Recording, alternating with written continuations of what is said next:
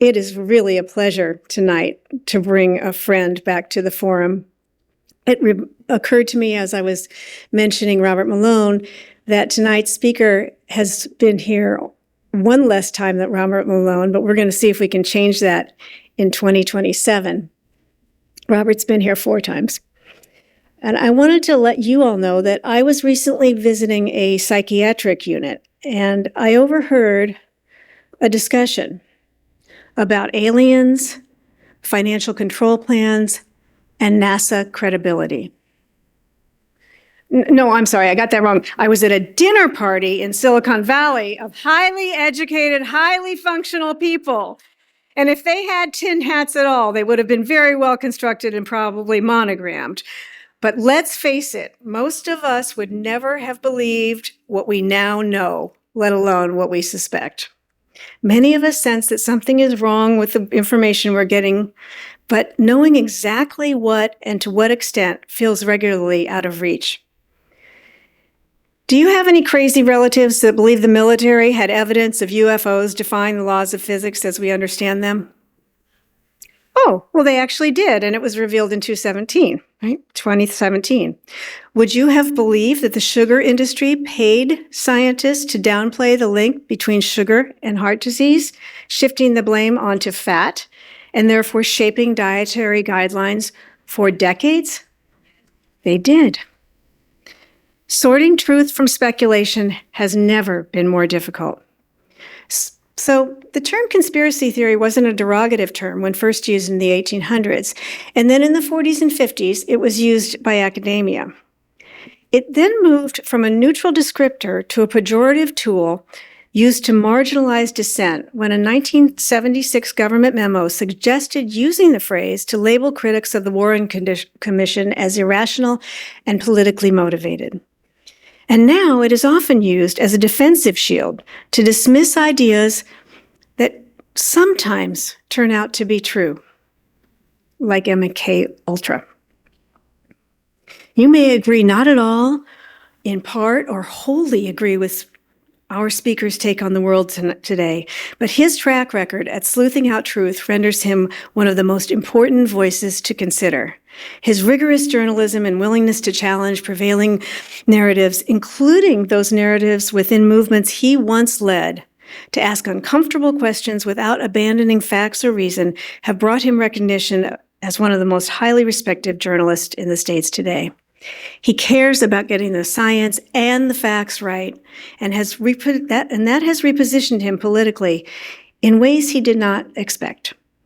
Michael Shellenberger is the CBR Chair of Politics, Censorship, and Free Speech at the University of Austin, founder of Public, and president of Civilization Works, a research organization that is defending the pillars of civilization.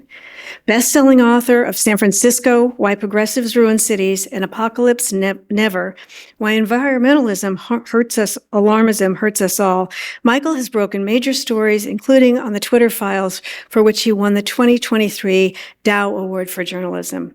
He's offered testimony as a journalist and policy expert to the U.S. Congress on a range of issues, including free speech, censorship, and the environment. Back at the forum for his 3rd visit to help us think more clearly about this moment and perhaps understand how ordinary ladies like me end up at dinner parties talking about aliens, please help me welcome now Professor Michael Shellenberger. Yeah, thanks everybody for coming. I've been looking forward to this all week. This is my 3rd time here. Hopefully I won't repeat any stories for those of you that have been here before. I am happy to announce that my 3rd and hopefully final book, I don't ever want to have to do this again, will come out in January next year. And I'm looking forward to coming back and talking with all of you about it. It's called The Left's War on Reality.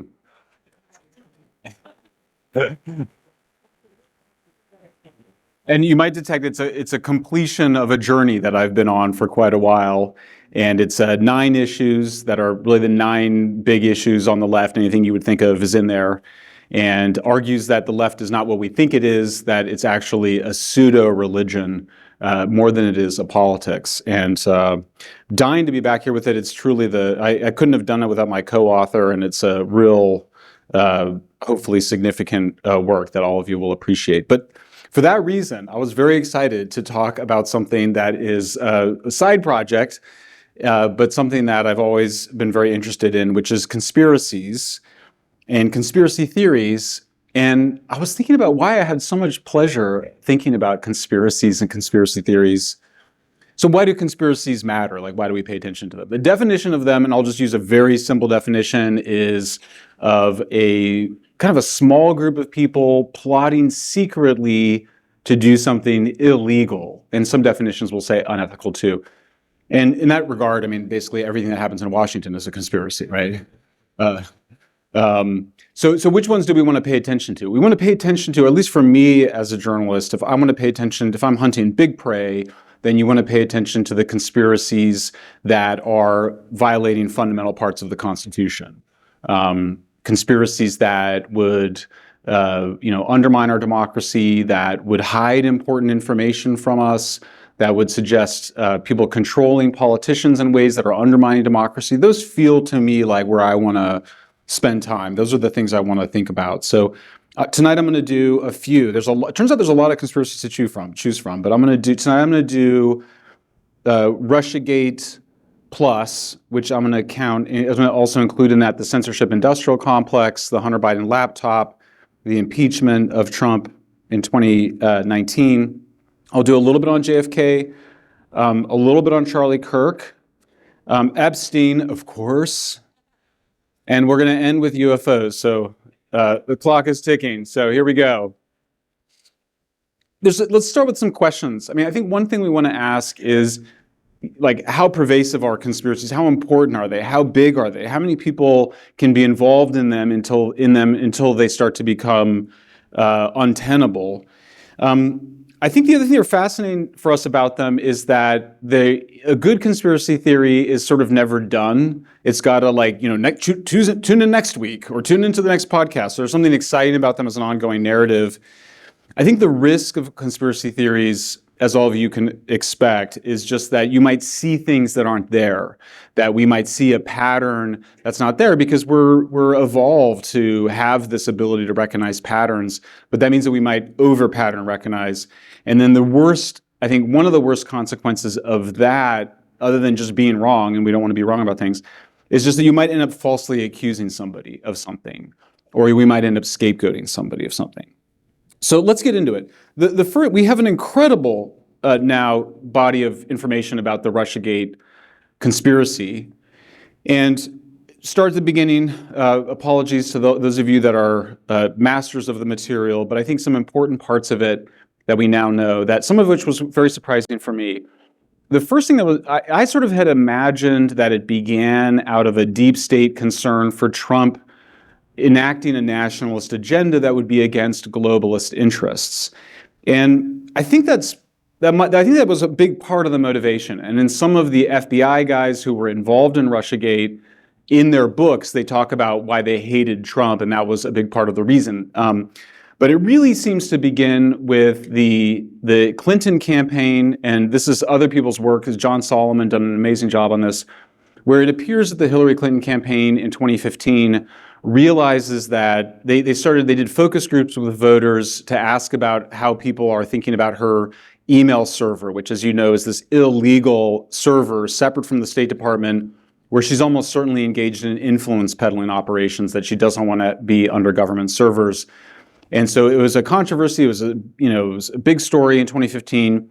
But it turns out in the focus groups that what they apparently learned was that the public's concern was not so much with the email server, but the fact that Bill Clinton got $500,000 to give a speech in Russia, and shortly after, Hillary approved uranium imports from Russia into the United States. And that was it's a huge concern. I mean, the Secretary of State should be no conflicts of interest at all. And I think you all know, just to remind ourselves, that this is how the corruption in our society works, is with family members. That you can steer contracts to family members. It works that way everywhere in the world. It also works on insider information, which is why which the members of Congress have to report, which is why they do so much better in their stock picking, is because they're getting access to secret information. But nonetheless, it appears that Russiagate really begins with the Clinton campaign's decision that they need to find a way to deal with this problem they have. And interestingly enough, the person that's working on the Hillary Clinton campaign that wrote the strategy for how to deal with this is a former CIA person. The CIA is a political organization. I think we sometimes think of it, if you think of it too much, as like a spy movie, where you think of a lot of kinetic action. We miss the fact that the role of the CIA after World War II was to influence foreign elections, was to get our people in charge in other parts of the world. And I'm not even saying that, I'm not saying that in a good or a bad way, that was just what it was for the Cold War to fight off communism, particularly in Europe, but around the world, Latin America, Asia, obviously. So she writes, this consultant, the CIA person, leaves CIA, works for the Hillary campaign, writes this memo that says, look, the way we should deal with this is that we should just accuse whatever Republican nominee gets the nomination of being a puppet of Russia. This was interesting to me because it seemed like they were content. They would have attacked Jeb Bush as this, presumably from this memo, and that sort of surprised me because I would think of the Never Trump Republican folks or the blob, the foreign policy establishment, that they would not be subject to this, but that appears to be what happened. And then you may know the CIA director at the time, John Brennan, says to Obama, he has in his notebook, I told the president that we had information that the Hillary Clinton campaign was going to do this, that they were going to attack their opponent, and accuse them of being kind of a Russian stooge. You then have a series of things that occur. The one thing that we're pretty confident of now is that the CIA director goes and gets assets for the CIA, mostly in Britain, to basically, they call it bumping, but basically it's a kind of entrapment. They have these two young guys that are on the Trump campaign, Carter Page and George Papadopoulos, you may remember. Just young guys, they're not like senior people in the campaign at all, volunteers, and they manage to sort of get someone to kind of give them some information saying, oh, I hear that the Russians have Hillary's emails. And then they try to get that person to repeat that information to someone else so that they can then go back to the CIA. The CIA can then give it to FBI and say, hey, it looks like the Trump campaign is aware of or involved in Russian email manipulation from the Clinton campaign.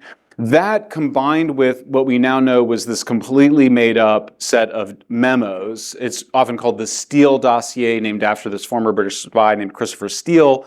But it was a set of memos. It was just all garbage. It was obviously garbage.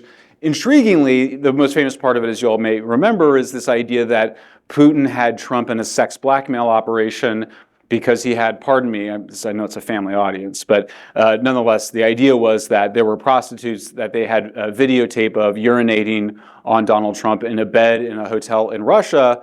And when Trump was briefed on this, apparently Melania was in the room and she was like, he's too much of a germaphobe to ever do that. She wasn't like he's a loyal husband, but she was like, he's a total germaphobe.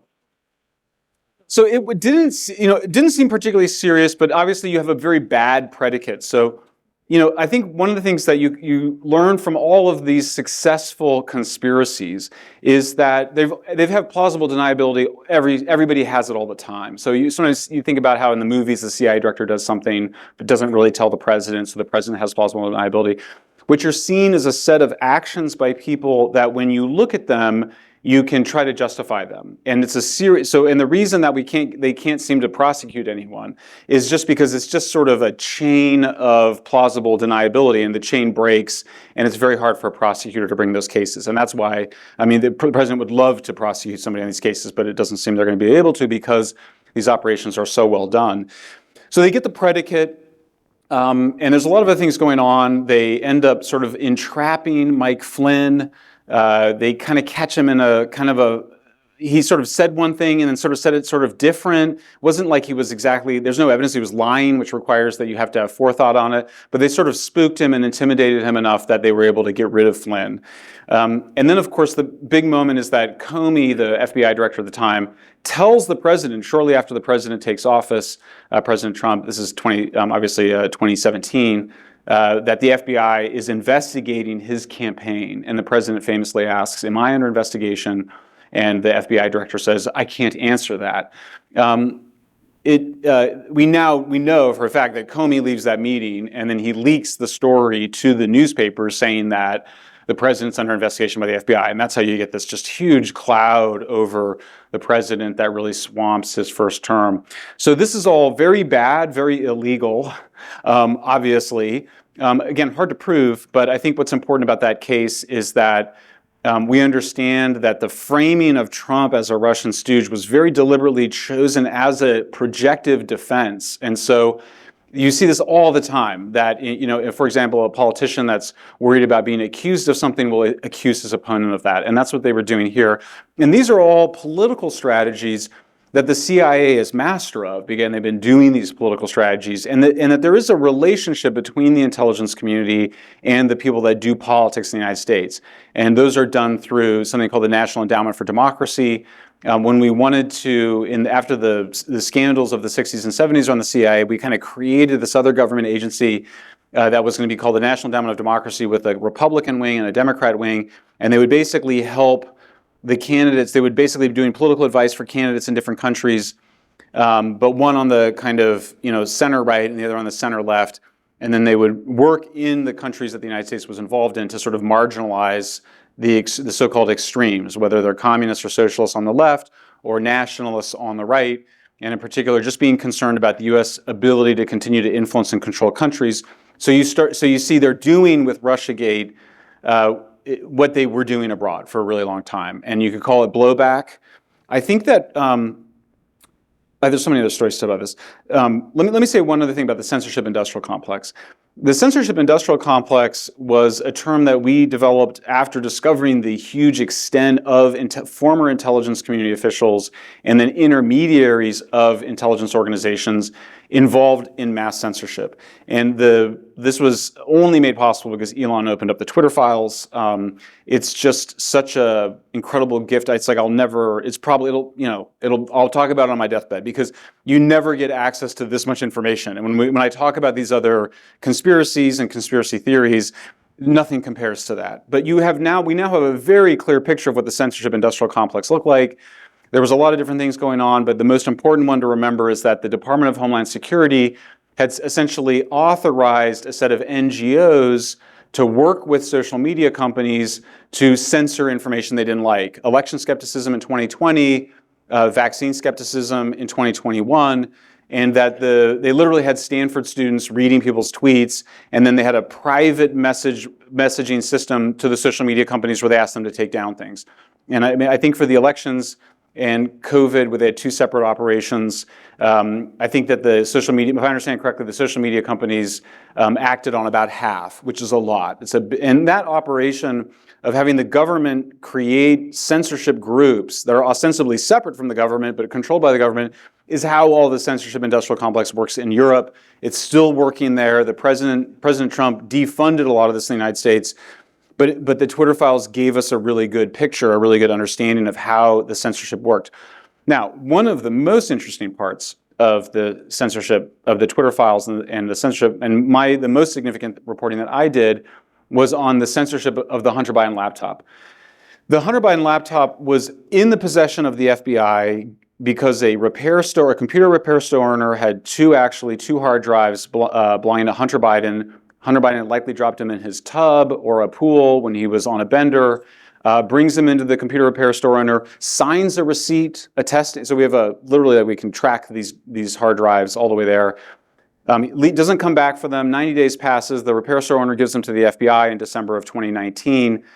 And at that moment, a deception operation kicks in within the FBI. And the FBI does a series of things. One of them is they go and tell two senators who are investigating Hunter Biden that they think the Russians are maybe interested in the Senate investigation of Hunter Biden. And then they leak that to the Washington Post and the New York Times. And they sort of create a sense of scandal around what is a legitimate investigation into influence peddling by President Biden.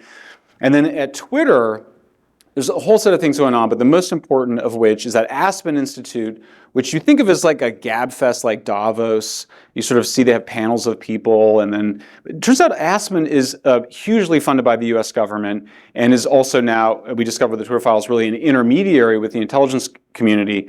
And the most important thing we discover is that the Aspen Institute in September and October of 2020 hold a workshop for journalists where they basically say, hey, we want to run a workshop about how to not cover or cover a scandal relating to Hunter Biden. They literally, when you read the documents that they're preparing these journalists with, it reads like they come right from the Hunter Biden laptop. It's about his relationships with the Ukrainians and Burisma, and sort of there's obvious influence peddling there with then Vice President Biden.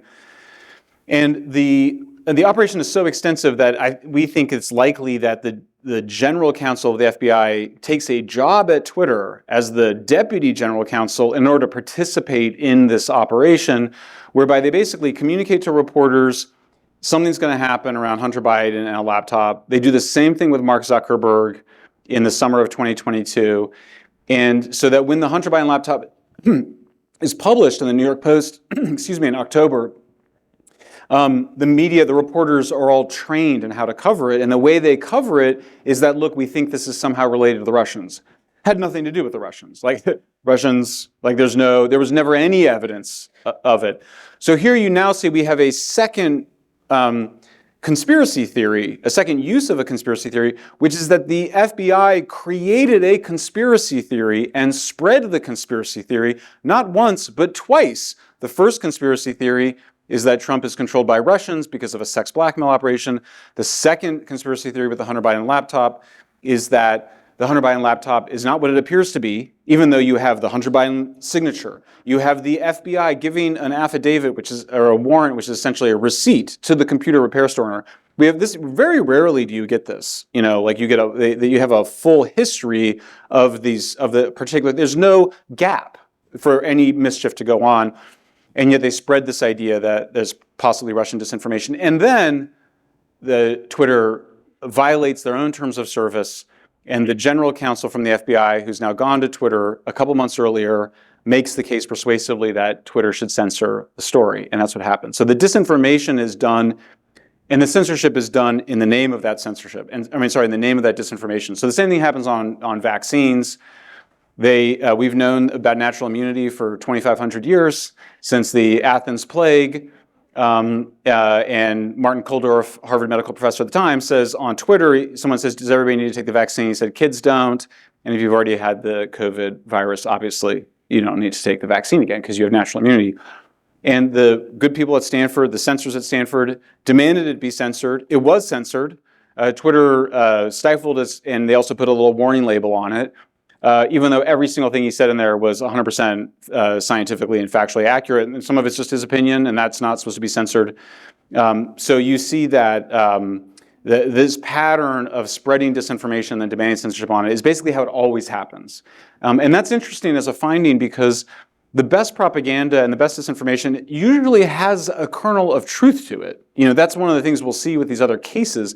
There's usually something about it that's being taken out of context or exaggerated. In this case, it's just totally made up. I mean, like at one point, when I was looking into doing some of the Russiagate stuff, I was there was 2 New York Times articles about how Trump may be connected to the Russians through Deutsche Bank, which you may know is this big German bank. 2 New York Times articles. Wow, it's amazing. So they may be connected to the Russians. What is the evidence of that? Well, the evidence was they both have accounts there. That was it.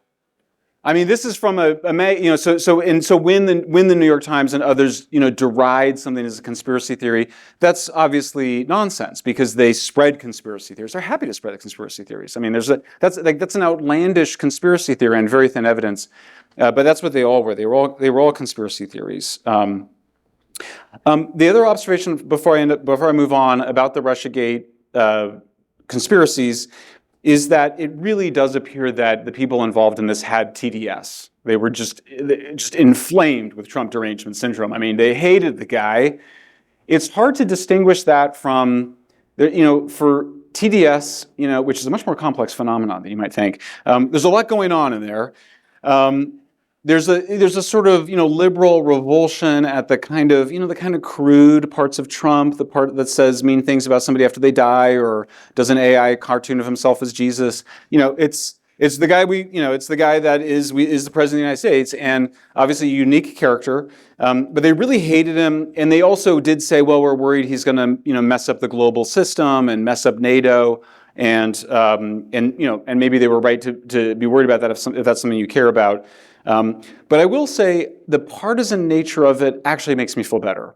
And the reason for that is that the worry is a permanent deep state that's beyond party, that is operating with impunity and controlling politicians. And that's really worrisome, because if you have a partisan, if it's all partisan, then you can have the people can do what they did, which was to elect the guy who was persecuted to clean house. And if you read most of the CIA histories, they'll say really the CIA is controlled by the president. There's not a lot of evidence, although we'll get to JFK in a second. So let's do JFK. The president released JFK files. There's a lot in there. I'm not an expert on JFK, but we did publish, and I edited the 2 articles by the 2 guys that I respect the most who disagree on it. Jefferson Morley and Gerald Posner. They both have done books. I've read them both. They're both excellent books. I like both of these guys. I think they're both really honest. They totally disagree. It appears that the conspiracy theorists got a little bit further in their case with the files. I don't think they've proven it. And I myself I would say I'm 70% conspiracy on this one. Russiagate, 100%. So we're now 70% on JFK. The stuff for me that stands out is still that Oswald said, "I'm a patsy." I think if you're, someone that wants to assassinate, a president, and I think it's, maybe he was trying to get away with it. It's not impossible, but it just seems sort of odd that he would sort of say, "I'm a patsy." The other part, of course, is Jack Ruby, assassinates him like that. The idea, Jack Ruby owns a nightclub. He's associated with the mob. It kind of looks like a mob hit. Jack Ruby is in jail, he's in prison, and he's visited by the guy overseeing MK Ultra. What's MK Ultra? MK Ultra is this is not a theory. We have the files. It's a mind control operation by the CIA. They used a lot of LSD. They would give LSD illegally to people all up the road in San Francisco. And there's a big book on it called Chaos by a very good journalist who argues that the Manson killings were a MK Ultra operation. I mean, I think he would say the evidence suggests that. I'm not sure how strong he would say, but it's a big book, excellent book, fascinating book. But the idea was that CIA was worried about the counterculture becoming anti-war and becoming a really powerful force. This is the theory. I'm not endorsing.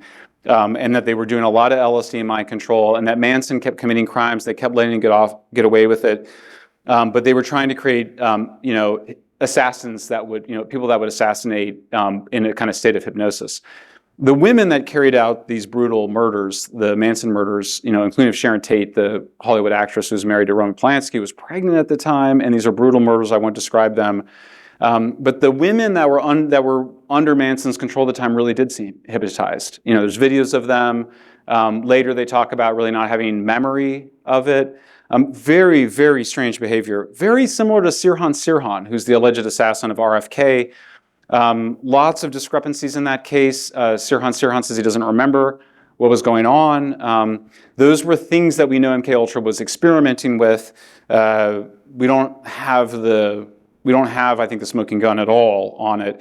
Oswald, so in the new files, the most significant thing to come out of it, according to Jefferson Morley, is that we now know that the deputy director of the CIA, James Jesus Angleton, they were monitoring, and Angleton in particular was monitoring Oswald while he was in Mexico. Oswald, as you may remember, was served on a Korean military base, which was also a site of psychological operations. He then supposedly defected to the Soviet Union because he hated the United States and he was a communist. He didn't like it there. He brought back a bride.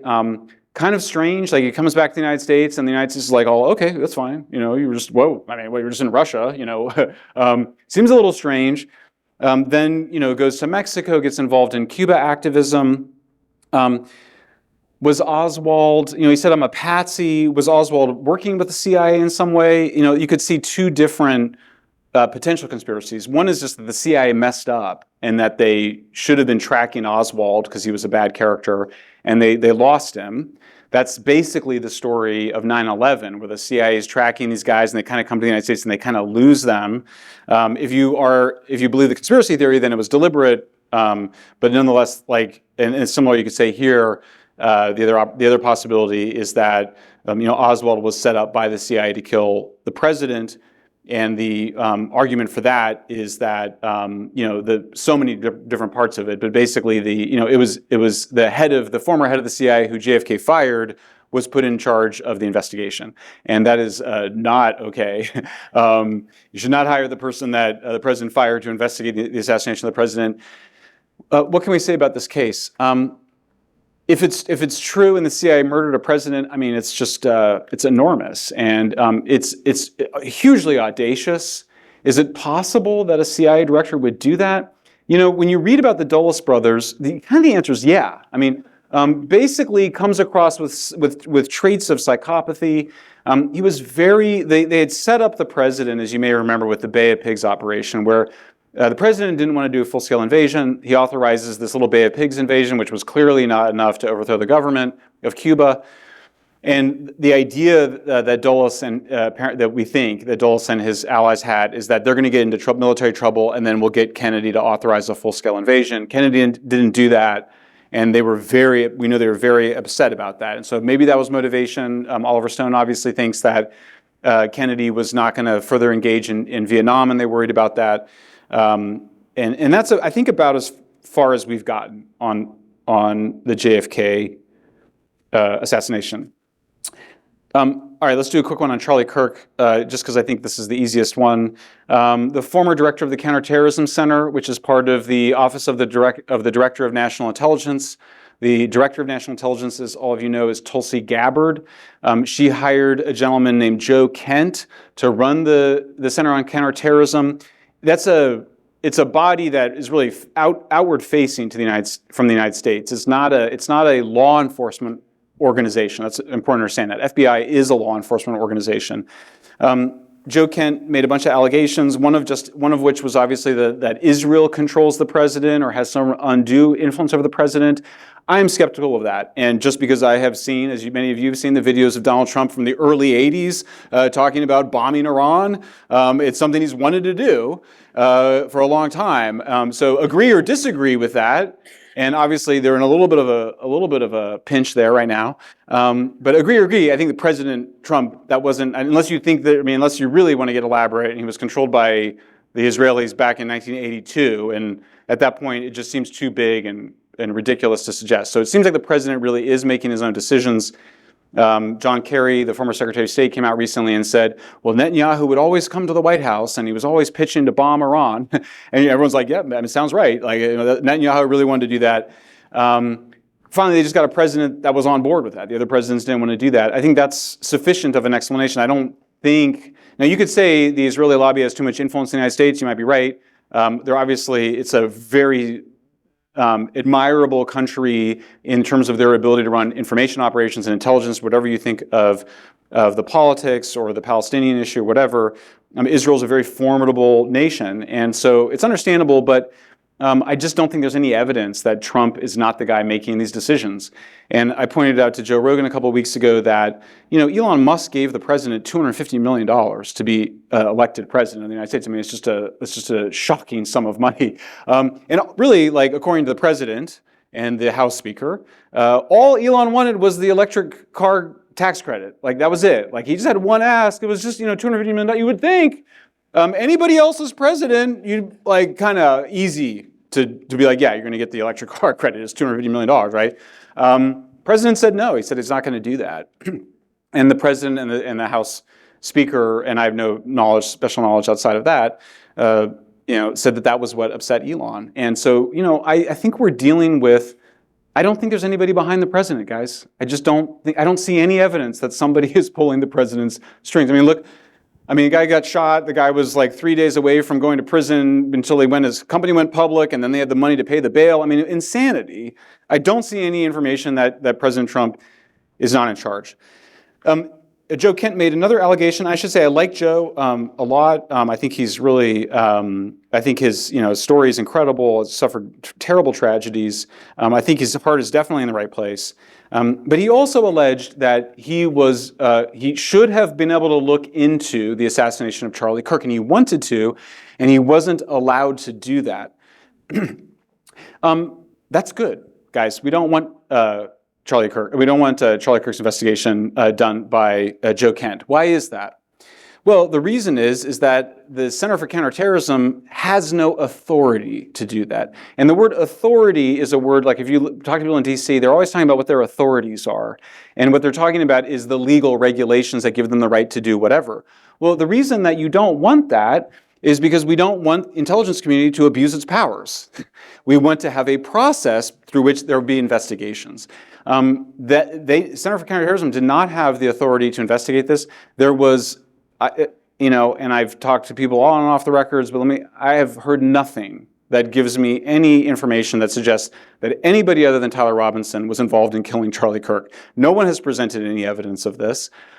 People have said things that sound strange, but there's nothing there. And not only that, but like we just had, the prosecutors just released more information of Tyler Robinson texting his boyfriend, talking about the assassination. The evidence is overwhelming. Here's why you don't want that. Now, there was sort of some talk, at one point Charlie Kirk complained in a text about some of his Jewish donors. People read stuff into that. But imagine for a second that you were going to allow an intelligence agency to just start kind of investigating in a kind of freelance way. We call it a fishing expedition. So what's going to happen? What would you do? The nightmare scenario is that he starts investigating Jewish families that were funding Charlie Kirk, because why? Like it's one of those things where you go, well, because he complained about them. No, that's not a sufficient predicate. No judge is going to give you a FISA warrant to investigate people because there was that's just not good enough. I opened the talk talking about how they used this garbage Steele dossier and some guys that they had reverse targeted, bumped, in Europe in order to justify spying on the president. That was not good enough. You need good evidence to spy on our fellow Americans. Otherwise, our Constitution doesn't mean anything. So that one for me is easy. All right, let's get to the one that everyone's going to hate or love, depending on your point of view. Epstein. You might have heard of him. Before I say politically incorrect things, I will say I was a huge advocate of releasing the files. I did multiple stories with members of Congress that were pushing to release the files. When Dan Bongino, came out and said, excuse me, I just have to take off this because it's so hot.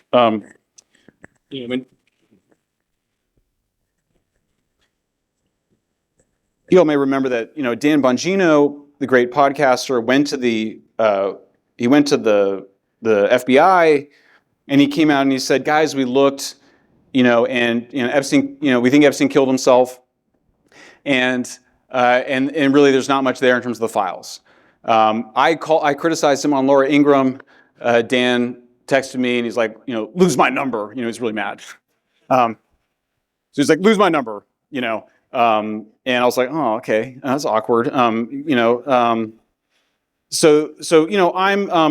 I rewrote several articles that said that it looks like Epstein is running a sex blackmail operation, probably for the intelligence community. Why do we think that? Whitney Webb has written 2 books that have a lot of evidence that suggests there's some sort of ties potentially between Jeffrey Epstein and Mossad. What is that information? It was that Ghislaine Maxwell's father was Robert Maxwell, who was very close to the Israeli government. That Les Wexner somehow had some ties to the intelligence community, and that Epstein had hidden cameras. And by the way, the new files confirm that he put hidden cameras in Kleenex boxes. There's emails of him asking people to put hidden cameras in Kleenex boxes. The boxes that's super suspicious. Hidden cameras pointing at a bed, published in the New York Times. All very suspicious stuff. The files come out. And I will say there's just weird stuff in there, guys. Totally weird. I definitely think that shrimp was code for young women. I'm 95% on that, and I wrote an article about that. There is weird stuff in there about pizza and grape soda. I'm not going to lie to you. There's his urologist who was prescribing him erectile dysfunction medicine. They just had these weird. It was weird. A lot of talk of pizza and grape soda. And that's ostensibly, if you believe the conspiracy theorists, code for child exploitation, child abuse. or is it, just they just like pizza and grape soda? Like it's not inconceivable. But at one point, the urologist says something like, take your erection dysfunction pills and then let's go get pizza and grape soda. That's kind of weird. It's kind of weird. But it's also like there's a lot. I don't think that there was a secret satanic pedophile ring in the basement of a pizza place in Washington D.C. I don't think that's true. So I'm a little split on this one. I did a piece on the shrimps. I wrote some tweets about the pizza and grape soda, but then I took them down. So I'm either like a total chicken or I'm a total conspiracy nut. Like it's depending on your point of view. But the files, what they really show is a guy in Epstein who is a master deal maker. Let me tell you one important deal that comes out of that is that we see Epstein, whose client is Ariana de Rothschild's, the billionaire Rothschilds, and she is being prosecuted by the Department of Justice for tax evasion.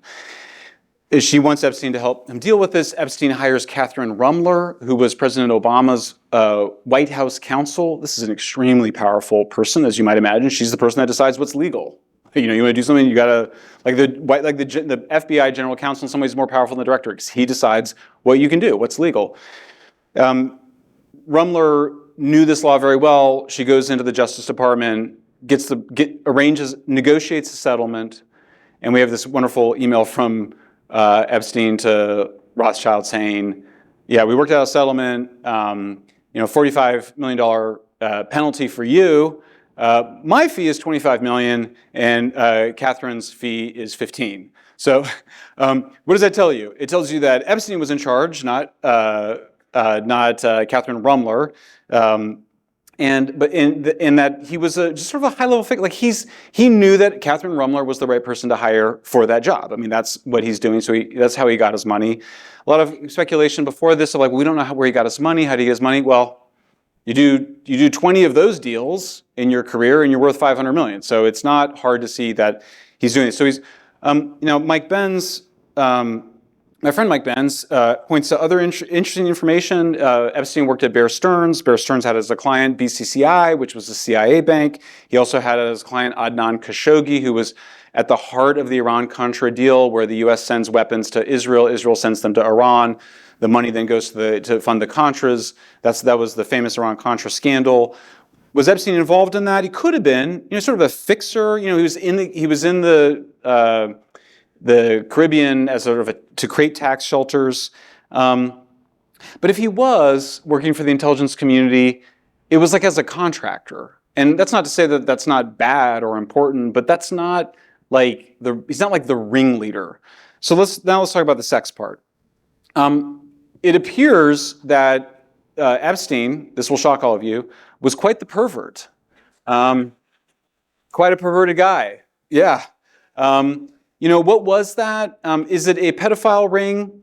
Pedophile rings are when you have, a bunch of people involved in molesting prepubescent children. Like that's the technical definition of a pedophile ring.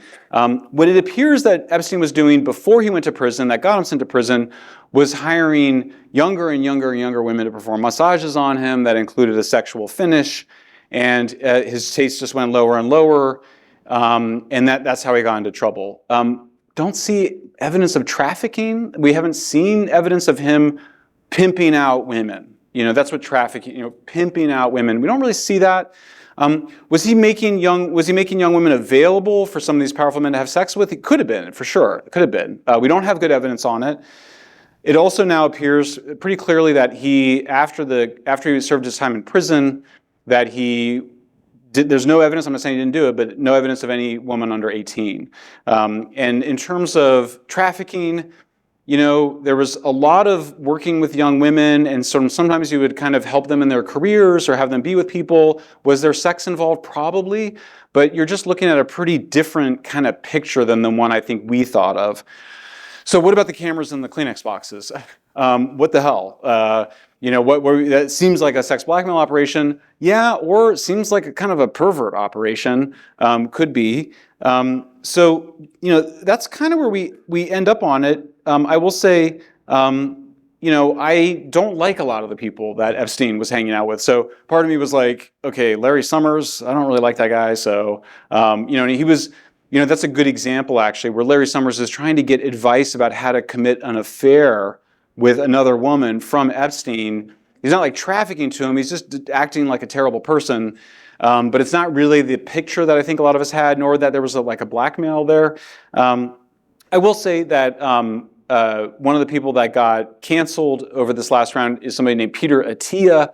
You may know him, he was also going to be the CBS sort of doctor. He was sort of on his way, his career to be kind of America's doctor, very mainstream figure. He's very famous for just really emphasizing the importance of exercise and particularly strength building as an older person. I must say I've benefited from Peter Attia's advice, and so I paid a lot of attention to this. I read everything, and guys, I don't see anything that he did that was wrong. Now you could say, oh, he sucked up to Epstein, or he was like that, and it's like, well, yeah, because he was an ambitious doctor trying to get ahead in his career, but there's no evidence that Attia saw anything illegal, knew of anything illegal, did anything illegal. And I think it's been unfairly canceled. And I wrote a piece about that. I will say, I had an argument with Joe Rogan about it. Just to provide a contrast, and we'll get to UFOs in a second. How much time have I got? Oh, man. Joe had on a guy named Bob Lazar, who says that he secretly worked with the U.S. government at S4 at Area 51 in Nevada to reverse engineer UFOs. I don't know if it's true or not. We'll talk about it, but many people don't know that Bob Lazar was arrested in Nevada for essentially sex trafficking, which is kind of amazing because prostitution is already legal in Nevada. So to create a brothel that's illegal in Nevada, I mean, that's a particular kind of stupid or something. And Joe loves Bob Lazar. So I think it's, I think you kind of go, so why are we canceling Peter Attia and Bob Lazar's like super famous? His documentary that he's in right now is fantastic. I highly recommend it. Super good story, whether or not it's true. But I think, Peter Attia, I don't see has done anything wrong. And then I think it gets to this other issue of like, well, what do we do with people that commit crimes and serve the time? Generally, because we don't like mob rule in the United States, and we look at the witch hunts and the, illegal abuses of power, we say we don't want that. We want things done through the courts. So I think we should be really careful about where we go with some of these conspiracy theories. I will say one final thing about it, which is that, actually a couple more things. I think it's clear that there was a lot of scapegoating, not just Epstein because he's dead, but a lot of scapegoating of Peter Attia and these other guys. But I'm going to focus on Peter because I like the case, because I actually like what he says, and also I'm really confident that he didn't do anything wrong. But he's sort of getting scapegoated for it, and scapegoating is very troubling. There's René Girard, who's one of the most influential anthropologists and thinkers for people like Peter Thiel. He was at Stanford for a long time. René Girard's huge contribution to anthropology was that human cultures scapegoat constantly. Scapegoating, literally taking a goat and sending it off to die in the wilderness for the sins of the community. That's what the scapegoat was. And it was a way to sort of the community to say, okay, we're going to all of our sins on this goat. Christianity puts an end to that. Christianity says, he who have the first, he who has never sinned can cast the first stone. And Jesus puts an end to it. Christianity puts an end to it. I think if we start coming back to that sort of behaviors, I get really worried. It's antithetical to Western civilization to scapegoat people. And this is the darkest side of conspiracy theorizing, is that we might end up falsely accusing people and punishing people for that never did anything wrong. I will also say our society is completely messed up around sex. And I can't help but think that all of the Epstein stuff has a lot of that anxiety around how to handle sex. In our forthcoming book, we'll have a chapter on this where other people have pointed this out, and we're building on it. But basically that on the one hand, you have a society that is like encouraging young people to have all sorts of promiscuous sex. And we know that that's something that men like more than women. And that, but that the idea of the culture has been telling young women when they go to college or wherever, that you should have a lot of sex and that doesn't mean anything. And it's not true. And I think a lot of women, we now think there's a lot of evidence that because it's not okay, it's sort of not socially acceptable for young women to talk about having had sex but not liked it and felt alienated from it. that they were given this one way that they could talk about it, and that was essentially to accuse somebody of having sexually harassed them or sexually assaulted them.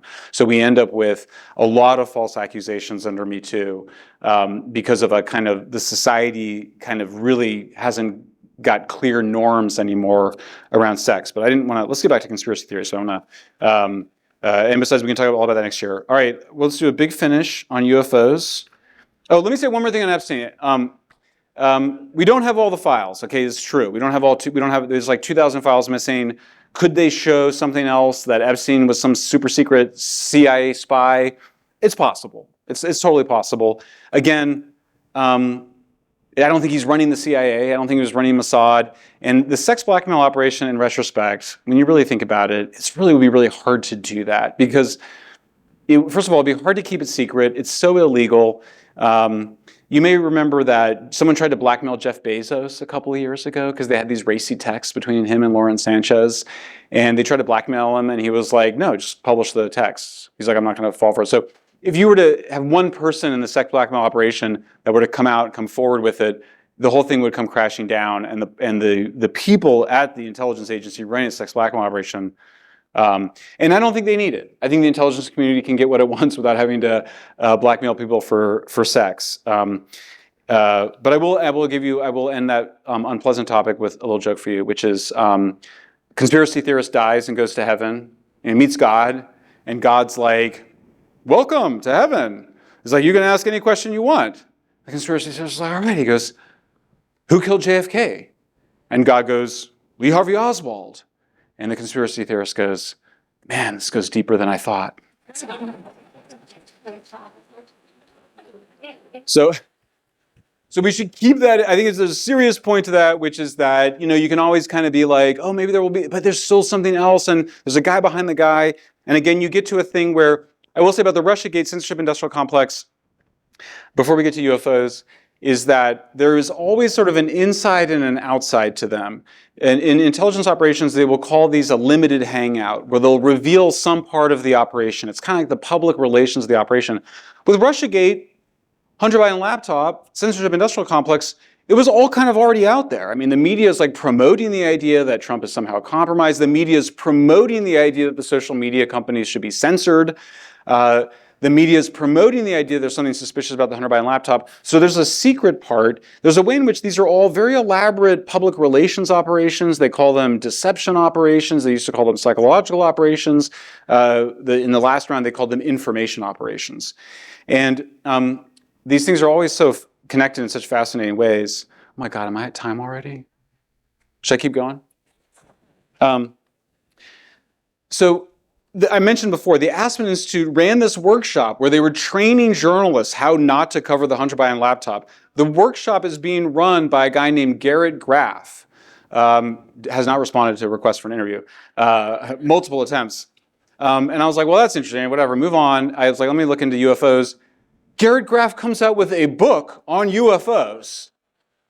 And if that doesn't make you suspicious, his prior two books one is on 9/11, and the other one was on Watergate. And it looks like on Watergate, the New York Times actually just published something on Watergate that appears there was more going on there than we thought. My friend Chris Rufo thinks that there was a conspiracy to kind of entrap Nixon in Watergate. And I have not looked into it, so I can't attest to it. But I mean, if you wanted to have an IC intermediary telling the official IC history of these events, it's Garrett Graff. Like, he's your man. So I read his UFO book with great suspicion. And to see the fact that the guy that ran the Hunter Biden misinformation operation was also having a book on UFOs makes you go, All right, so where are we at on UFOs? Obama's being interviewed by a guy, a podcaster. They're doing speed round. The podcaster goes, are there aliens? And Obama goes, yeah, there's aliens, right? No big deal. And then he's like, well, I don't know if they're at Area 51. And they don't tell me about that. Seems organic. I don't know. I was suspicious of it. Seemed kind of set up. And then they asked Trump about it on Air Force One, Peter Doocy. And the president says, oh, Obama released classified information. You can see Trump was very happy with that. And everybody's like, well, what was the classified information? That there's aliens, or they're not Area 51, or what is it? And then Trump said, and it kind of went away, and then he tweeted that he's going to release the UFO files, which is fantastic. Okay, there's a lot of people that are like, oh, they're not really going to release all the files and whatever. They never do, but getting the president of the United States to say we're going to release UFO files is amazing. Like, it's really like we want more transparency. Like, we didn't get all the Epstein files, but it's great that we got the ones we got. And so the first thing is we should acknowledge what a remarkable situation this is. When I testified to Congress on UFOs in November 2024, I said, I don't know what they are. I don't know. But what I do know is that there are a lot of documents that we have that are redacted, and there's a lot of videos and photos that we're very confident exist, including the ones that they've released. They're just releasing these little snippets. So we just know for a fact there's a huge amount of information. And that's not a theory anymore. That is absolutely the case. And we have gone to the intelligence community and to the president and said, here's the documents that we would like to see unredacted or the redactions lifted. Now, Congresswoman Nancy Mace has sent an open letter to the CIA asking for specific documents as well. And Representative Paulina Luna has also sent her own letter with a huge list of videos and photos that they want to release. So this is it's just so exciting to be alive for this because, it's like we know the government's been studying UFOs like forever. They've always been studying UFOs. It's not now, you don't have to theorize about it. So much to say about this. One of the questions on UFOs you get is that people say, if there is this big conspiracy to cover things up, where are the whistleblowers? Well, it turns out we've actually had whistleblowers on UFOs for a really long time, and we've had them since the 40s and 50s. We have a high-level intelligence person who is who he says he was, and David Grush, who testified that the U.S. government has crashed UFOs, has bodies of extraterrestrials or non-human intelligence, as they say. We have this guy, Bob Lazar, who, on the one hand, ran a brothel and, said he went to MIT and Caltech, but they don't have records of him at MIT and Caltech. He said he worked at Los Alamos, and they do have a phone book with his name in it from Los Alamos. That does appear to be true. The stuff he's saying is, if it's science fiction, it's fantastic. He's like, it would be like he's a gifted storyteller. Or it's true, and I encourage you all to watch this. I really do. I think it's a great documentary, and I'm not involved with it. So S4, encourage you to watch it. They use AI to recreate the hangars that the UFOs are in. They've created the UFOs. You go into them. It's really interesting. And so for me, there's three ways of seeing the topic. You can see UFOs. You can tell a story where it's just the conventional story, I would say, the debunking story says, look, here's what it is. It's a combination of some government disinformation, science fiction, television, and movies, people sort of being hypnotized and confabulating stories. It's a social contagion. There's a kind of a conspiracy belief, and a good piece of evidence for this community of debunkers. And these are the sophisticated debunkers, okay? These are the people that actually have debunkings that actually make sense. There's a lot of dumb debunkings, fake debunkings. People say, oh, I debunked that, and then you read it, and you go, they didn't really debunk it. But the really sophisticated version kind of says, look, it's like a new religion. And this is like an atheist view of religions. That I'm trying to reflect what the story is. And they would say, look, humans want to believe in a higher power. We don't trust the government, so we're literally looking for a higher power. Nuclear weapons make us nervous, so we think that we see UFOs over nuclear weapon sites. Betty and Barney Hill were the first two people apparently to be abducted, two Americans. She was white, he was black. Big new book out on it. It does appear that she sort of confabulated a story, sort of half dreaming, hypnotized. They were under a huge amount of stress as an interracial couple. James Earl Jones actually made a made-for-TV movie about them, where like the alien story was sort of in the background. It was really, in the foreground was a story of an interracial couple. But it doesn't seem to check out at all. And that's like the first abduction story. But you can imagine it just sort of becoming a social contagion, spreading in the culture. That's the first story. The second story is that it's non-humans. It's just that's what it is. And interestingly, John Brennan, who you may remember from starting the Russiagate scandal, is now out there saying, I think it's another form of life. And so you can kind of go, now I know it's bullshit. Or you could say, I don't know, maybe he's just a partisan TDS guy on the one hand and UAPs on the other. There's a movie called Age of Disclosure. It's on Prime Video. Also, very good documentary, very serious. And they just a lot of people. Secretary of State Rubio's in it. I know for a fact that Secretary of State Rubio and the Vice President both think there's something real here. I don't think that they're just spreading disinformation. Ben Johnson asked Vice President Vance what he thought it was, and Vice President Vance said, "Well, I think they're demons. I don't think they're NHI. I don't think they're non-humans at all." And then everyone's like, "Wow, man!" On the one hand, you go, "That's like should be international news. The Vice President thinks there's demons." On the other hand, you kind of go, "Well, he's Catholic, So, as a Protestant kid, I kind of go, they get very elaborate on the Catholic side of things. But it turns out there's actually, three ways of seeing. There's the sort of debunking, disinformation, circular reporting, new religion. There's sort of a story that it's actually non-humans, either from outer space or from the oceans or something. And then the third version is more that they are some sort of there's some sort of a spiritual beings. The most sophisticated version of this by, almost certainly the most important scholar of UFO, UAP stuff is a guy named Jacques Vallée, who we're blessed is still alive. He's in his early 80s. He lives up the road in San Francisco. One of the founders of the internet, a brilliant VC. He's French. He's played by Francois Truffaut in Steven Spielberg's Close Encounters of the Third Kind. And Vallée, who works for a special project called Blue Book at the Air Force with J. Allen Hynek when he's a young man, like early 20s or something. After all the UFO stuff, he goes to Europe, goes to all the archives and reads all these ancient texts, and he writes this beautiful book called Passage to Magonia, where he shows all of these stories in the past of people having experiences with things that seem like UFOs or seem like aliens, and it's balls of light, and it's different beings.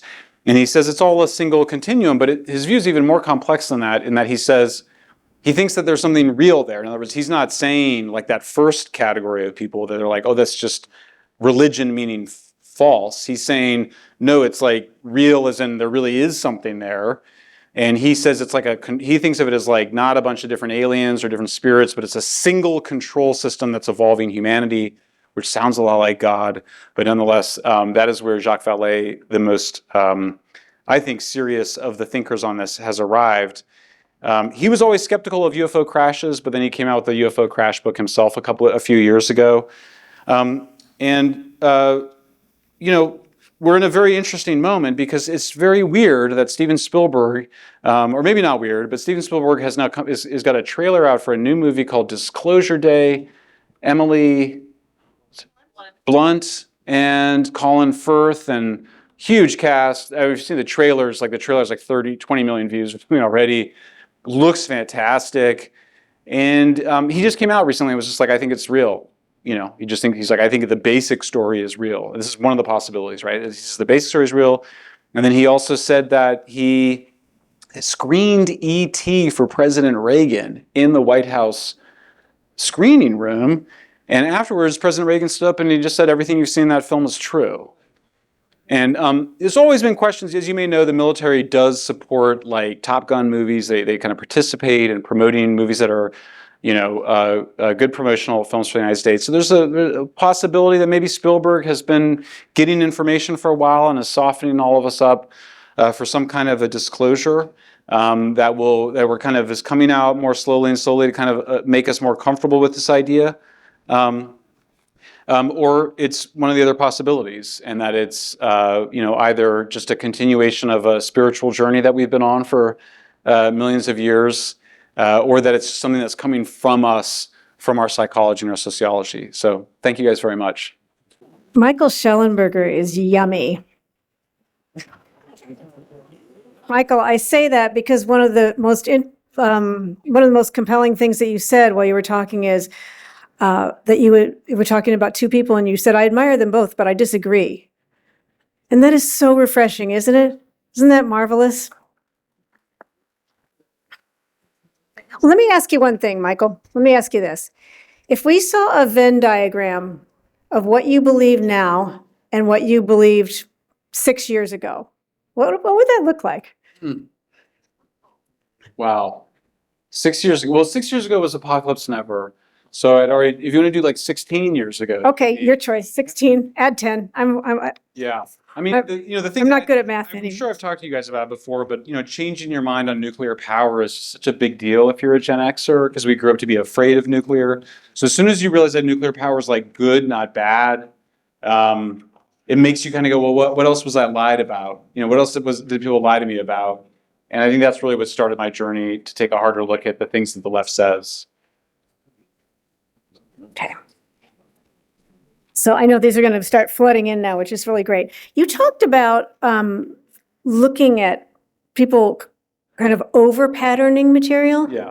But what about normalcy bias? What about under-patterning material and thinking things are just fine, they're going to stay the same? Would you speak a little bit about that? Yeah, obviously you can do both. I think most of us, at some point or another, we miss things that you're like, in retrospect, you should have seen it, or you see things. Now, I'll say with Epstein, we went back and looked at kind of why we felt like we were, what we had kind of gone too far with. And I think it was, I think we hadn't really thought about it, which is ironic, but like we hadn't really thought about the challenge of running a sex blackmail operation.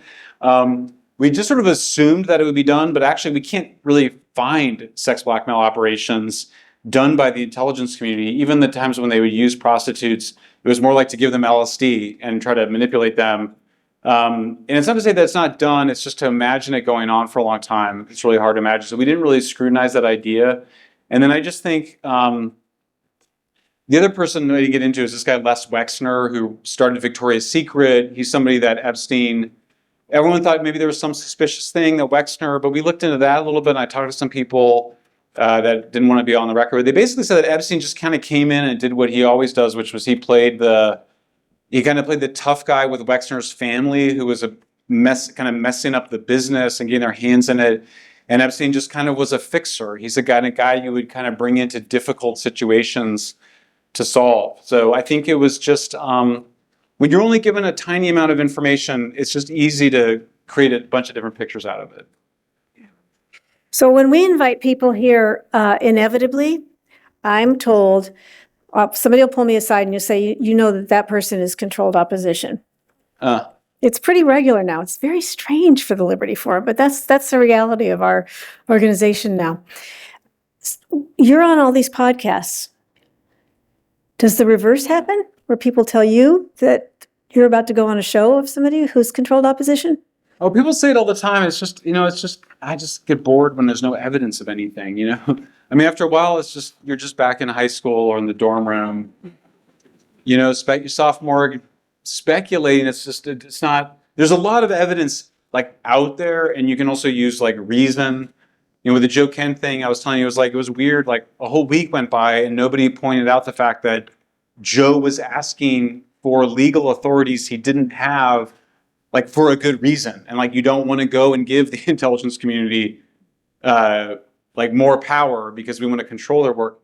I will say, by the way, that I didn't mention it, but like I also think that I'm much more sympathetic that Epstein did kill himself. I know that sounds crazy now. Everyone thinks someone killed him. But like he had a suicide attempt, something I argued with Joe Rogan about. Joe was like, but Epstein said that his cellmate, who was a former contract killer, did it. And then I was like, well, but then why didn't the contract killer kill him? Like, why did he was a really terrible contract killer. So I'm more sympathetic to the, I think he was somebody that really loved pleasure, Epstein. And he had just heard that he wasn't going to make bail. I think it's very plausible that he would commit suicide. But how was I going to say this? I think there's an incentive by podcasters, because you have 3 hours to fill, to not get to the bottom of something and move on.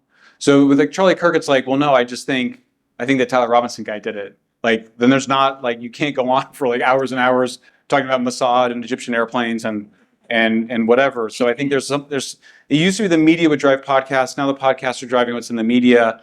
I'm glad that we don't have the old censorship regime in place, but I do think we should be aware that podcasters have an interest in maintaining the unexplained parts of it and less of an interest in crossing things off the list and being like, hey, it seems like we kind of got to the bottom of that one.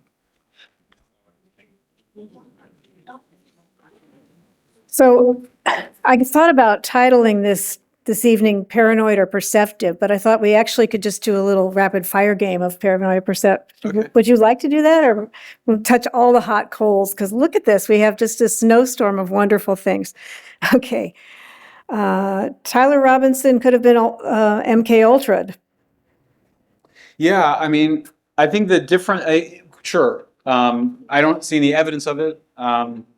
Remember, like, I think the thing with the MK Ultra, where they got is they were able to hypnotize people. So, like, let's assume that Sirhan and the Manson family were all they were all under MK Ultra. They behaved really different than Tyler Robinson, and Tyler Robinson, like, he didn't seem like in a trance. There's no evidence he was like in a trance. He was like texting. He just kind of was behaving like somebody would behave in those ways. And I guess it also raises the issue of like what, like, there's just no, we don't have any evidence. So Right. It's just not an interesting, for me, source of speculation. Evidence, Michael, and your attachment to it is one of the things that we admire about you and why we're so glad you're here. All right, but if we're going to step away from evidence, let's play this game real quick. Okay, I'm going to throw things at you. Okay, Mrs. Macron's gender. I've seen no evidence that she's anything other than a she. Okay, I'm actually glad Michael hasn't seen that evidence for some reason. That's a very easy one to solve, by the way. Like, any genetic test will solve that in a second. So Yeah, cheeky. Okay, moon landing. I've seen no evidence that it was faked. I know people think there's evidence, but I haven't seen it. So if you have it, send it to me, michaelshellenberger@gmail.com. I swear to God, if they faked it, I want to see the evidence. Erica Kirk, a CIA asset. I've seen no evidence of that, and I think she is who she is. Yeah. Okay. One of the things that comes forward is that infighting is going on a lot on Team Freedom, right? And creating havoc and doubt is it's being very effective, right? So what's your take on all of this? Because there's a lot of people fighting about what is true right now, and it's pretty ugly. Yeah, I mean, I sort of did. I mean, I worked on the Charlie Kirk story and the Joe Kent story because I was bothered by that level of speculation. I do think it's quieted down a little bit. I also don't think that. I think that a lot of people listen to the conspiracies, by some people, and it's just fun and entertaining, but they don't believe it. Do you know what I mean? So, most Republicans still. You mean like it's become the national pastime like baseball used to be? It's like fun. It's like entertainment. It's I love listening to it. It's just you don't necessarily. I think there's a lot of people that will listen to it but not believe it. In other words, like, the president still has most Republican support, for example, on Iran. I don't think most Republicans think that he's controlled by Netanyahu. The latest research I also saw was that the public really does side with the president on a whole set of issues more than they do the podcasters. But it's also like, I don't want my podcast. I mean, like, I want my president. You want the president and your podcasters to be doing something different. And so I just kind of go, the podcasters are going to do podcasting. They're going to be conspiracy theorists, and that's fine. And I think that the society is, for me, it actually is. It's wonderful in the sense that I think it disproves the claim of the censors. The censors were like, we can't let people say false things. Everyone will believe it, and it's like absurd. Like we mostly don't believe things that people tell us, and so I think it's a chance we kind of can recognize that. People are capable of listening to crazy conspiracy theories and then not really believing them. By the way, also there was a study. It was not scientific. I think it was just focus groups with like young Gen Z men who listened to Candace Owens and a lot of like anti-Semitic material. And they was like the guys that really listened to a lot of Candace Owens, like, their views were like really not different from the guys that didn't. You know what I mean? So it's like. I think that it's not the case that whatever you listen to, you believe. Question is,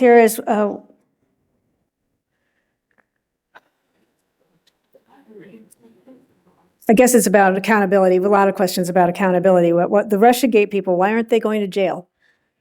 Yeah, because I think, as I said, I just think there's these.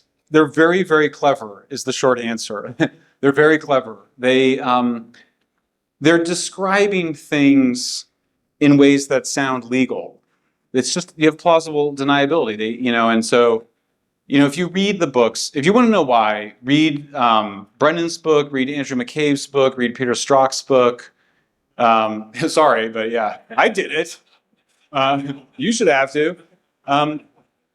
You can see they describe what they're doing as perfectly legal. Like the other thing you have to understand is like Peter Strzok, who was the guy that did the dirty work in the FBI for the Russiagate hoax. He was also the guy that was investigating the Hillary Clinton email server.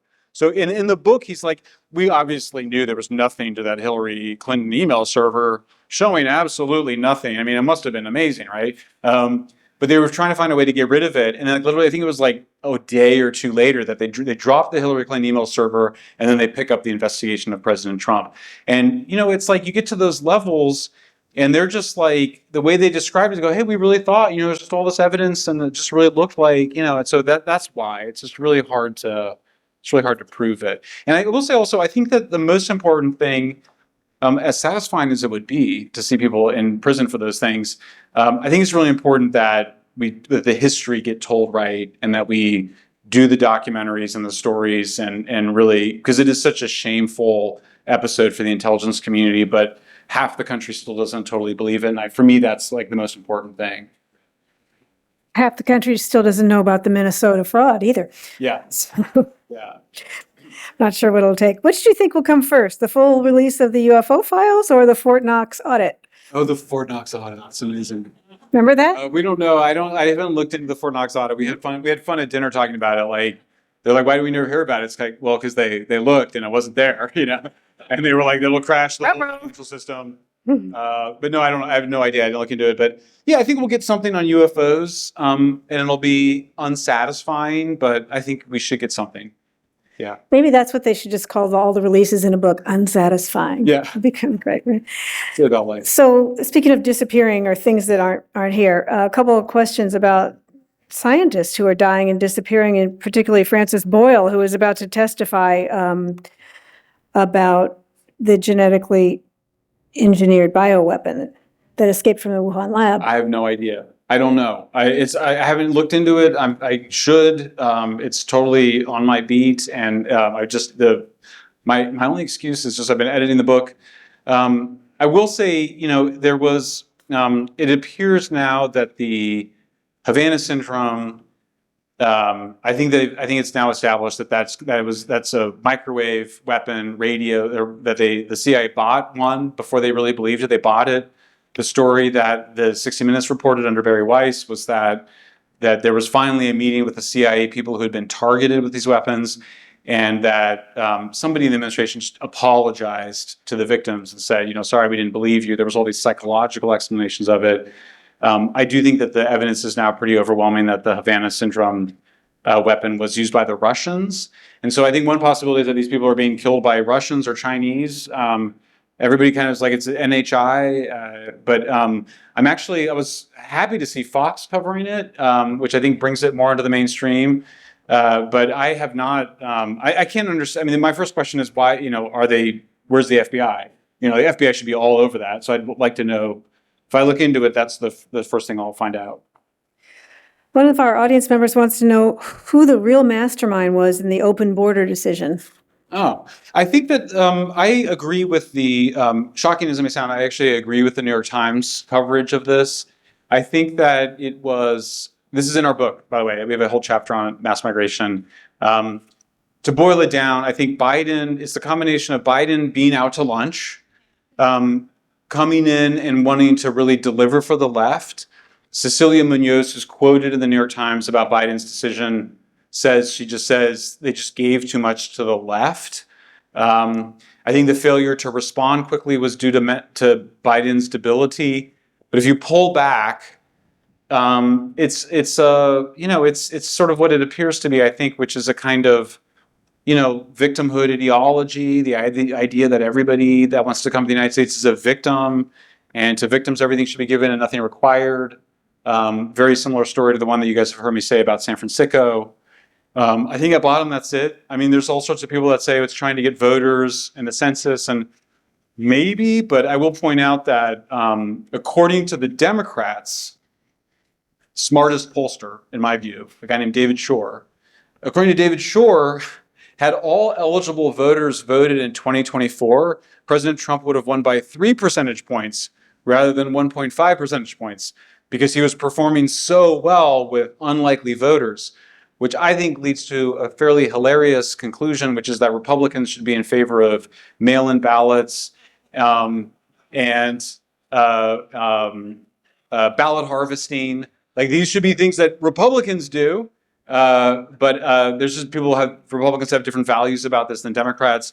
But I think, Latinos, I think it was 45-55 for President Trump, and I think improved the Latino vote like enormously. So it's always one of those things which is like, life is funny. I think they kind of, Elon always says, oh, they're bringing all these migrants in to change the voting. They're always going to be loyal to Democrats. I don't know that that's true. I mean, Latinos, I watched focus groups in Los Angeles in 2022 with white men, white women, Latino men, Latino women, and the whites were like the worst people you'd ever, like the white people were like, they were like, oh, there's a black woman running for mayor? Well, what are we talking about here? I mean, like the white people were like, well, of course we'll vote for the black woman. Like they didn't want to hear about what they were going to do.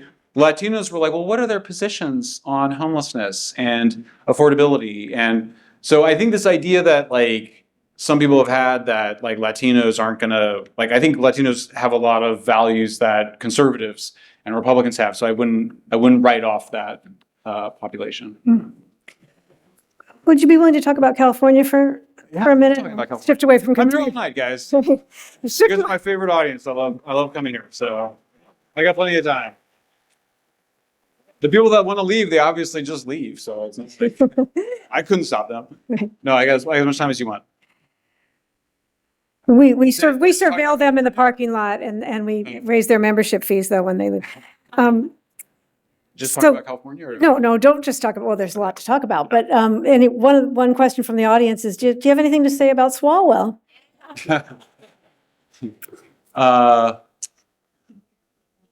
I just pity him, honestly. I do. I'm such a bleeding heart because I just go, God, that must be awful, And part of me is like, yeah, he's obviously like, has behaved terribly. So probably doesn't deserve sympathy. I did watch The Last Temptation of Christ for the first time. I'm on my sort of Christian, kind of like trying to understand what Christianity is all about. I know. My wife was making fun of me. She's like, you didn't pay attention during Bible class at all. You didn't even know about the Lazarus, and big gaps in my Christian knowledge. And by the way, people said that, I think there was a lot of protests against The Last Temptation of Christ. They thought it was blasphemous, but it's not actually if you watch it. And I thought it was so beautiful because there's a scene where Jesus, who's played by Willem Dafoe, it's Scorsese, it's really good. And they go, what is your message? And Jesus goes, I have pity for humans. And I was like, oh, it's amazing. And then he said, my message is love. And but what about the Roman soldiers? No, my message is love for them too. So I try to keep some of that alive when you're thinking about people's downfall and having some sense of pity for them. But it's amazing because maybe you'll get Steve Hilton as governor now. So, or Chad Bianco. We once had a Michael Shellenberger thinking about being governor of California. You might get Tom Steyer. I'm just saying. It is so funny because you just have to spend $100 million. It's like all it takes, So we should ask you, you're not the only one spending a little more time away from our lovely state. A lot of businesses are leaving. The latest is KB Homes and Public Storage. They're both following you to Texas, probably because you're there, Michael. And sure. You're very popular. And of course, the fast food franchises are closing because of the $20 an hour minimum wage. The hotel industry in LA is being hit hard because Karen Bass has imposed a $30 an hour requirement on airport workers and hotel workers. So where do you think we're going here? What's bankruptcy? Well, Pretty sure. So you think the rest of the country would be happy to Bail out California. bail out? Oh yeah, Americans are definitely, they want to bail out California. Yeah, Americans, that's what they want. I don't know. I mean, honestly, I think it's fiscal crisis is the best hope for the state in terms of real reform. I mean, I'm sure you guys have seen the numbers. I mean, it's incredible. It's I think it's like I think actually 60% not accounting for inflation. I think it's something like 35% accounting for inflation increase in the budget with a zero increase in the population since Gavin Newsom has been governor. I mean, what is everybody doing? You know, why can't they clean up the garbage in Oakland? You know, it's like, this state is it's just, I was just thinking about it. It's like, and Chris Rufo's done great work. I know Nick Shirley's coming. Also, make sure you check out Chris Rufo at Manhattan Institute's done incredible stuff. But it's just like, I was like, this has got to be the most corrupt state that's like ever existed on planet Earth. Like, just in the sense of like the quantity of money.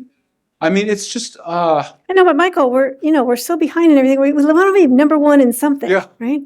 I mean, it is shocking that some, and you know, it's also like these things are in plain sight. I mean, you know, the EDD fraud, which was like 35 billion, there was 2 people involved in it. There was multiple warnings.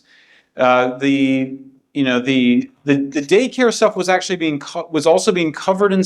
This is a part of our book, because we talk about this too, where we have a grooming gang scandal, which is actually those are sex trafficking rings in Britain.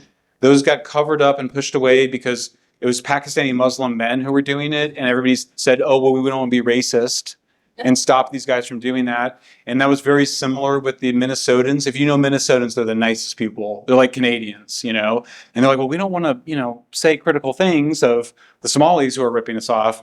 Now here it was more the hospices and this in-home care, and just having been on the inside of the homeless discourse, there's just a lot of like, hey, look how efficient in-home care is. Really efficient. It's much more efficient than having a hospital, whatever. It sounds great, but they just didn't regulate it at all, and they didn't want to regulate it. So it's just the worst. I'm sorry, guys. The state. I tried. I did my best. Hopefully you'll get Matt Mahan versus Steve Hilton in the. If you can't get Steve versus Chad, then maybe you'll get Matt versus Steve and something better. But I just think I think there's going to have to be like a financial crisis that just makes the whole city, the whole state be on the verge of bankruptcy. Seems like you're going to need something that big to get through the bloated special interest. You know, but Michael, it seems that when things go really badly for leftists, my experience in observing them is that they fail up. You know, then they get their own show on MSNBC, or they get promoted. So maybe you once called California an energy island. So would you explain to people in the nation, people here in the nation that can watch this video, of what Newsom might drag to Washington if he ended up there? Yeah. Because I don't think the rest of the country quite gets it. Oh yeah, no. I will say, I mean, California, I mean, we are, you know, we have a very strange situation where we're in a real supply deficit globally with oil. You may know that California, or you may not know, like Newsom, one of his brilliant ideas was to shut down all the oil refineries, because who needs them? Turned out we did. They process Persian Gulf oil, which is a higher sulfur content oil. They're not set up, actually, those refineries. And I can't say all the technical reasons, but you'd have to really rebuild them. But the refiners are really set up for this heavier, actually much more polluting oil, the heavy sulfur oil from Saudi Arabia and the Gulf countries, than we are for our light sweet crude, as the president says. We do have the best oil. I think it's true. It's light sweet crude. It's a superior crude. It really is, actually. There's like really not much sulfur in it. It's easier to process. It's cheaper. It's more efficient. So, I mean, it depends. I don't know where the world is going, but if the world is definitely going to a more nationalist world, then yeah, we would need new refineries in California that could process U.S. oil. Yeah, I mean, look, I mean, it's just, what do you guys? I mean, it's a mess. I mean, I think most people in the United States, even Democrats, recognize that California's got problems, and they're just so full of TDS that they just are evaluating the candidates on the ability to replace the president. Well, the obvious question that is always hanging in the room is, Michael, How are we going to decide what's real, and what would you hope that this audience would do with this information in terms of how they go forward in processing and making judgments, discerning what's important? Yeah. I think so there's some practices that are good on evaluating all these things. And the way you avoid, I just look at the mistakes that we made on Epstein, I think. I think you have to ask, and this is with the UFO thing too. It's like, if it's a conspiracy, how many people are involved in it? And how are they able to keep a cover up in that sense? And it's interesting. I think that we are able to keep a lot of secrets. I think that I'll give this example. On the suicide, actually, I wanted to give this example.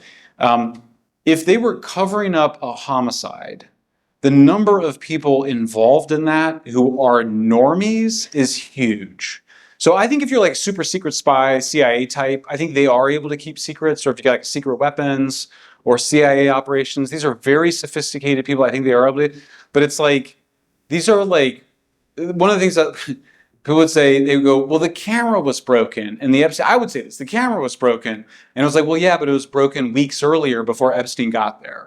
And are you shocked to learn that in the worst run jail in America, one of the cameras was broken? And then people were like, oh, but the guards were asleep. It's like every night. And before Epstein got there, and there's some money that came into her bank account. Okay, so like, it's not, so first of all, it's like, you had the Southern District of Florida, the Southern District of New York, the Eastern District of New York. There was one email from, things get misread. There was somebody in the Eastern District of New York who said something like, I heard about the Epstein, homicide investigation. Everyone's like, oh my God, it's true. It's like, well, no, it's because there was an investigation, like a proper investigation. So, you're looking at dozens of people and these are all the people that would be involved in covering up a murder of a suspect in a case.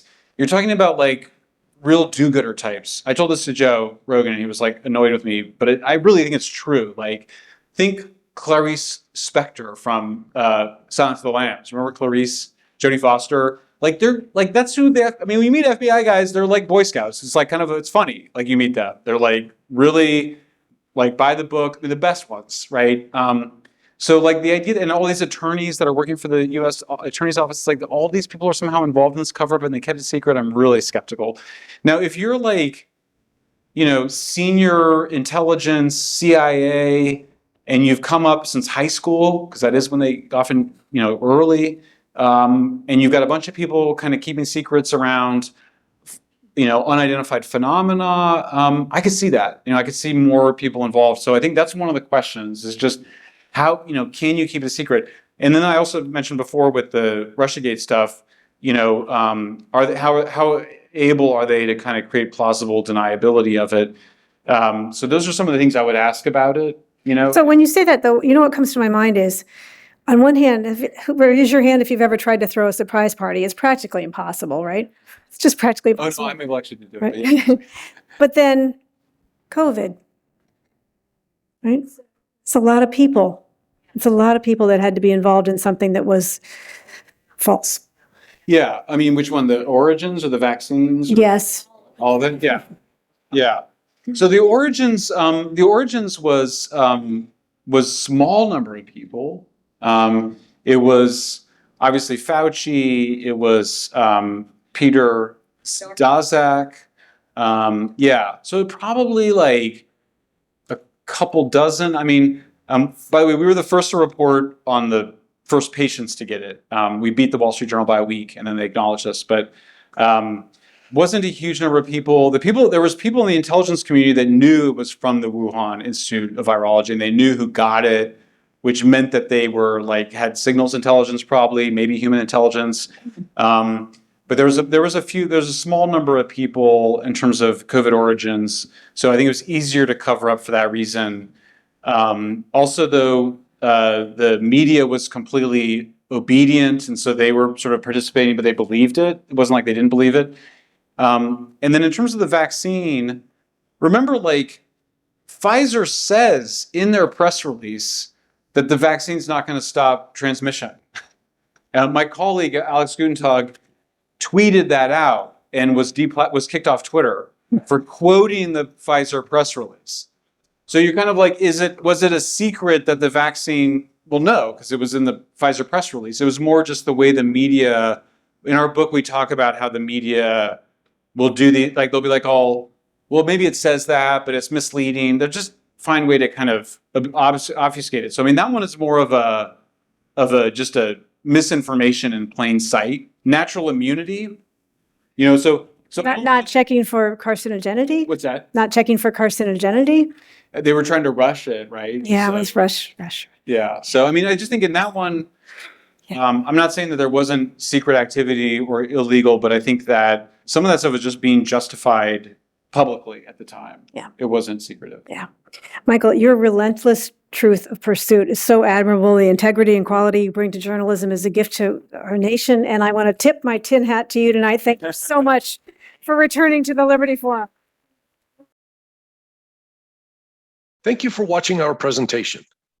Please like and subscribe to our channel to get updates on new speakers and consider joining the Liberty Forum of Silicon Valley. You can do so at our website. If you don't want to join, but want to support the principles of American liberty, you can make a tax-deductible donation via our website. The links are in the description. Thank you again, and stay free.